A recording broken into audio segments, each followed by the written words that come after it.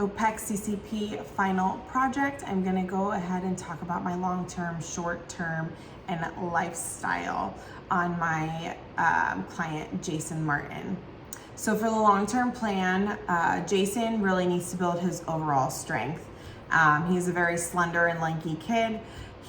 Some of his main areas of focus are his core strength, single leg strength, posterior chain, and upper body strength. So like I said, him being very slender, lanky, we really need to work on all of those different muscle groups for him to build just overall strength. So Jason wants to learn how to handstand walk. He wants to get his double unders, butterfly pull-ups, chest to bar, bar muscle ups.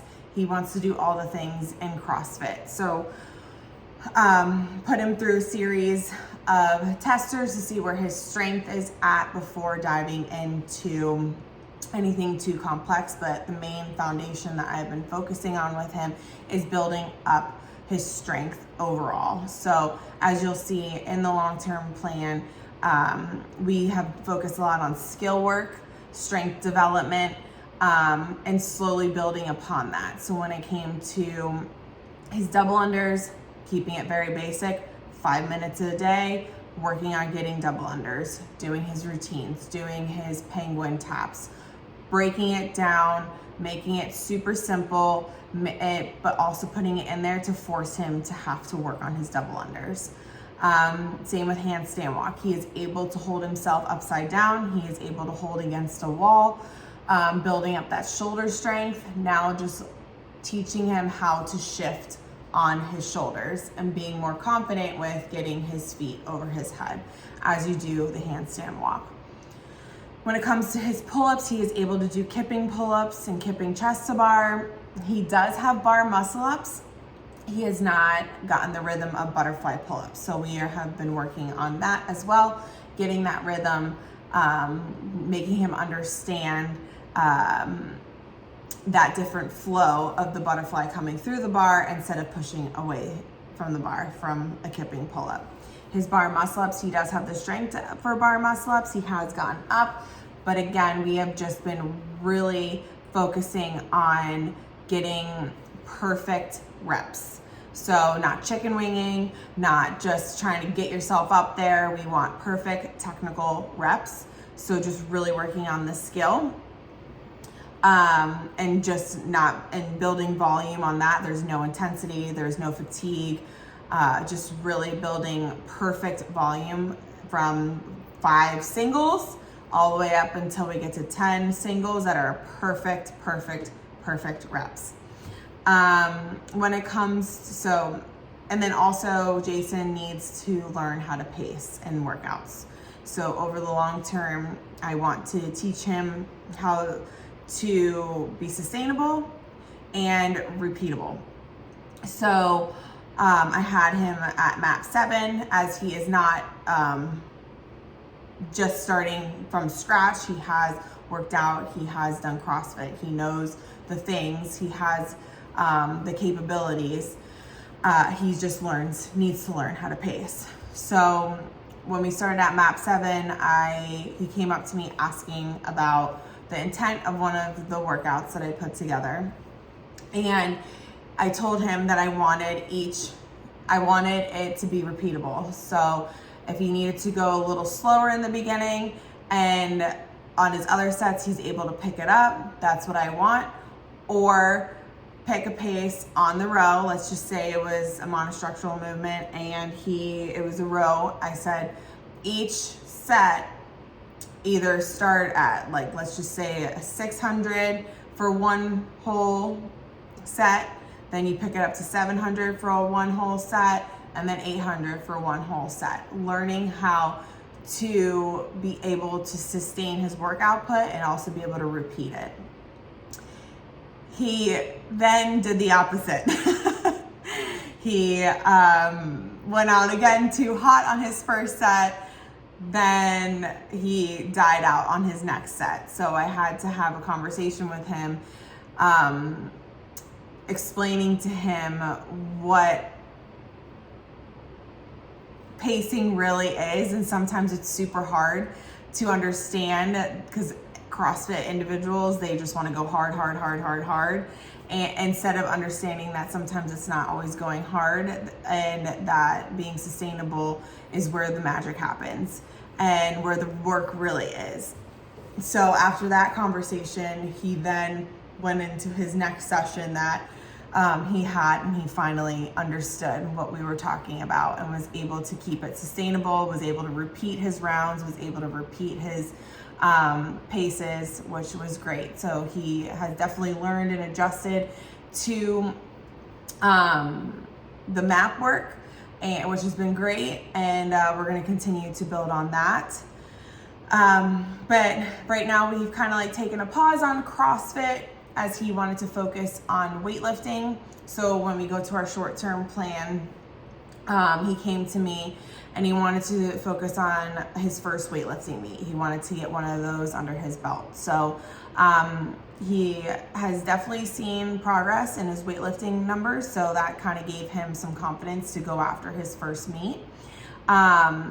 He decided that this was a good time because of that. So he's been on a weightlifting focus program for the last 4 weeks, and that's what you will see in my short-term plan. And we will continue to complete this for the next 12 weeks leading up to the meet. I did still keep some CrossFit Metcons in there, as this was what he wanted to focus on. It was something that he enjoyed still and kind of wanted to still keep in his programming. But I did tell him as the cycle went on, as we got closer to his weightlifting meet, that if it became too much for him, that CrossFit would have to go on the back burner, as weightlifting was his main focus and wanting to do his best for this weightlifting meet. So for his first meet, I really want him to have a good time. I want him to enjoy it. I want him to focus on going 6 for 6. So when we think about his numbers, his opening numbers, and his numbers throughout the whole meet, I want them to be something that he knows without a doubt and confidence that he will be able to hit them.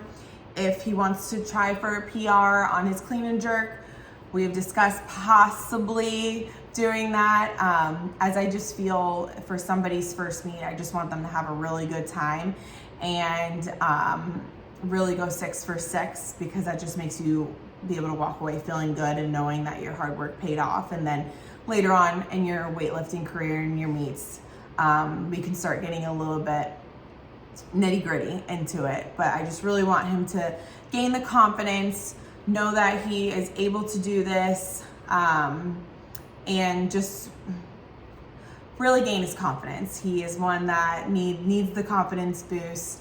So I just want him to have a wonderful time for his first weightlifting meet. So during our time together, he has shown some major strength improvements. He's hit PRs on all of his major lifts, which has been awesome. So he is gaining that confidence, which is really cool to see.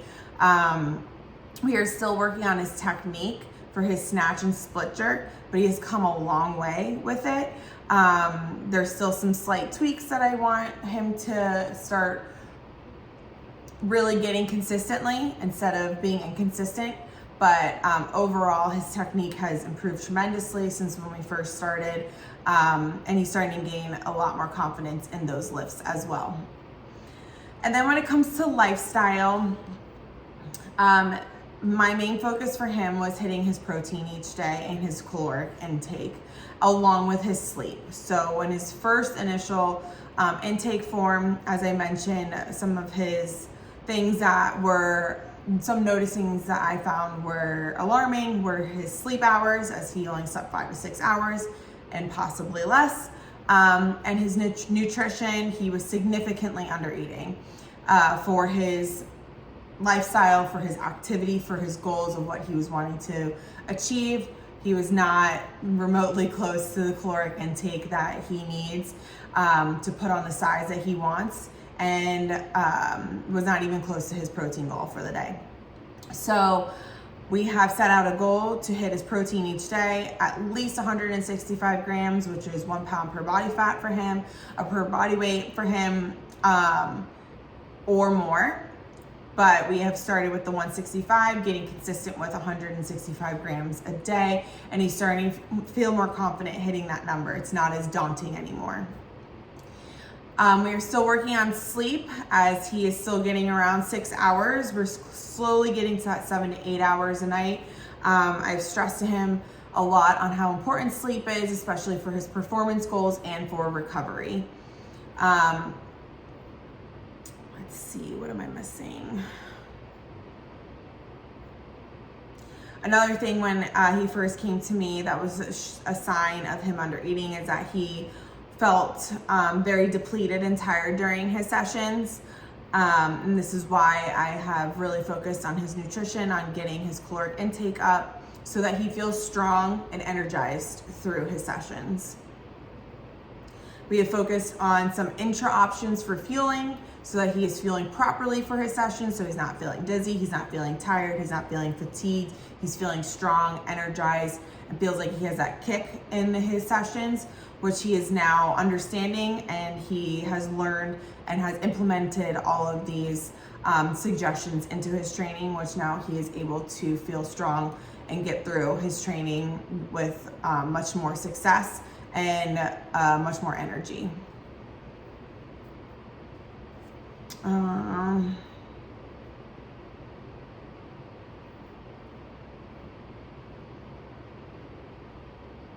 Some of the things around sleep have been working on trying to get him to go to bed earlier, really carving out time because he has a side gig of photography. So he likes to work on that at nighttime. So carving out time of when the stop time will be, when he will get in bed, getting into a dark, cold room, kind of winding down, really shutting off the computer, getting away from the blue light so that he is able to get to bed at a good, reasonable time, knowing that if he has to get up early, that he needs to shut it down by 10 p.m. So really working on those aspects for his sleep so that he's able to feel better and not feel tired during the day either. And yeah, so those are our main focuses for lifestyle, was nutrition and sleep. He's done much better, and he continues to progress in those aspects.